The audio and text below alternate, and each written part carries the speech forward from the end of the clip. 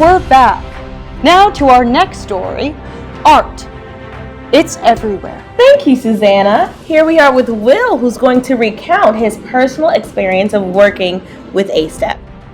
Well, if you ask any of my friends, I'm the last guy on earth who would do something like this.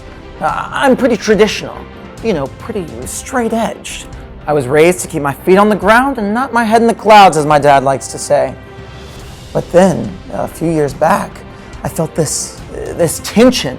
I had all these secrets, all these things to say, but they were all bunched up and stuck inside my chest. A friend suggested I try it. I thought they were joking. Me? Who are you kidding? But then, a few weeks later, with nothing left to lose, I said, what the hell?